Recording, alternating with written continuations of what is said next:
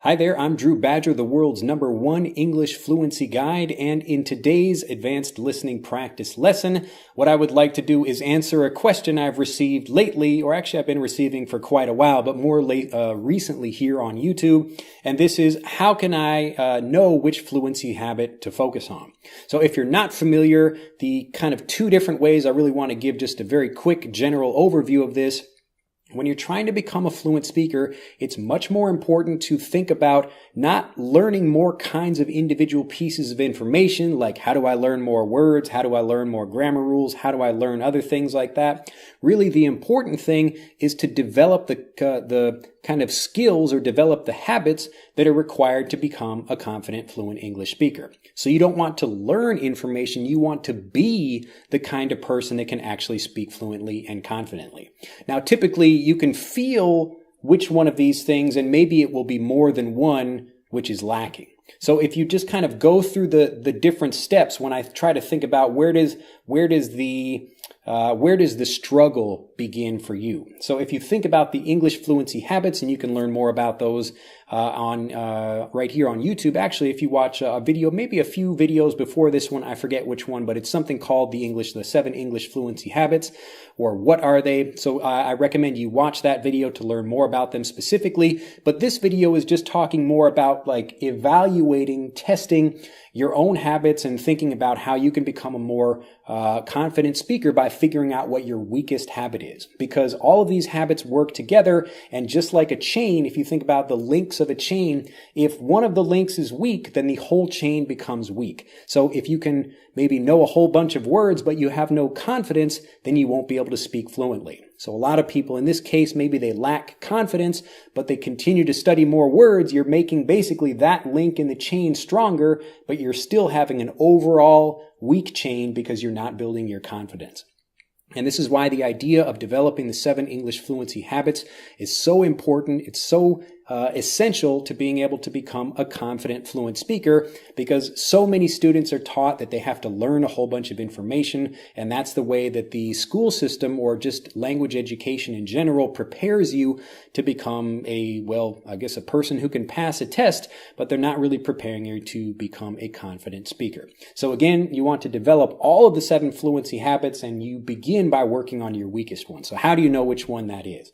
Now, typically you can just think about this in general, like what are the things that you struggle with, or what are the problems that you have at the moment you're in conversations, or even before you get into a conversation. So if you feel nervous before you have a conversation, you can think about why, and just take a moment to think about this.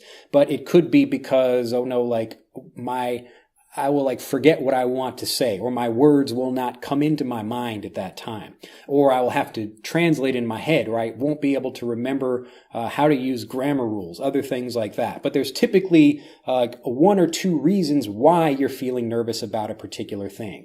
So if it's maybe my pronunciation, I'm worried about that. Like maybe somebody laughed at me one time because my pronunciation was a little bit bad, and now I'm feeling self-conscious about that. So I'm less likely to want to speak in conversation. So if you take a moment and kind of think about that for yourself, you can really judge fairly well whether or not that something is like a good habit that's maybe your weakest one. And again, some people have more than one weak habit, and that's why it's important to improve all of them so that you can develop the habits that a native speaker has. But if you just walk through them, you can kind of begin with maybe the first one, which is listening. Now, listening is the #1 habit, or maybe not the #1 in importance, but it's typically the first thing I work on, because if you don't understand what other people are saying, then you won't be able to have any conversation with anybody else. It won't matter what your pronunciation is, or how you speak, or your grammar, or anything like that. So if I've got only 5 fingers over here, I should be holding up 7 like this, but we're just looking at these. But really the first one you should start thinking about, if you're working through them, is your listening ability. Now, if you have the ability to understand what I'm saying, that's great. If you also have the ability to understand what people are saying in movies and TV shows and other things, then that's fantastic. Then you can forget about listening. You've already got that. You don't need to sit and listen to any more listening practice exercises. You can move on to the next thing. So you work through each of the habits like this, and we show people how to do this with our English Fluency Habit Guide. So all 7 guides that people can find at EnglishofAnyone.com. But just thinking about this for yourself, if you, again, have thought about maybe your listening is just fine, we can move on to pronunciation and grammar and vocabulary, other things like that. When you work through each one of these, it will tell you, okay, this is the one, like this one and this one is okay, but this one, maybe pronunciation or grammar is the one I'm struggling with. So I don't want to give you too much information about that, but this is how you do it. You kind of think about each habit individually, and also not just a logical thinking about it, but you can also think about how does it make me feel when I think about each one of these things? So when I have to sit and listen to a speech, how do I feel about that? Do I feel nervous about that because I won't be able to understand anything? Or do I not feel nervous because I understand everything very well? How do I feel about being able to use complex grammar automatically and correctly without thinking in conversations? If you feel great about that, you feel confident about that, then that's not a problem for you. But maybe you feel like your words are not sounding very natural, or you feel like your pronunciation is a little bit difficult to understand. All of these things, again, how they make you feel are really good indicators of what you should be working on.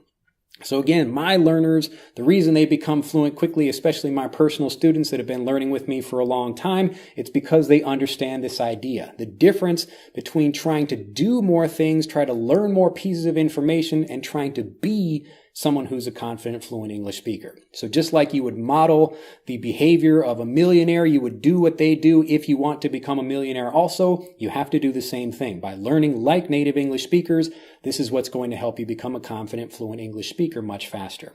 So take some time today, go through this process, maybe think about the 7 fluency habits, go back and watch that other video to learn more about what these are, or learn more about that at EnglishAnyone.com. We have a quiz you can take that will actually tell you which of these is the one you struggle with, so that we can give you personal information about this specific for you, whether it's pronunciation or being able to improve maybe your fluency in general, or learning more words and phrases that sound more natural in conversations.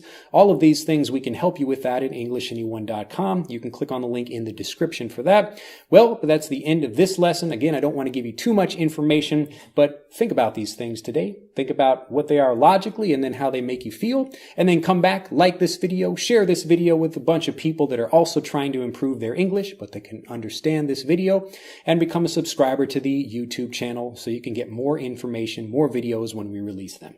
Have a fantastic day, and I look forward to seeing you in the next video. Bye-bye. To continue learning, click on the link in this video to download Speak English Naturally, our free guide to speaking and sounding like a native English speaker. The guide reveals the 3 most important kinds of conversational English you must learn if you want to sound native, and will help you experience instant improvement in your fluency and speaking confidence. To download your free guide on a mobile device, click on the link in the upper right of this video. To download your free guide from a computer, click on the link in the lower right of this video. I look forward to seeing you in the guide.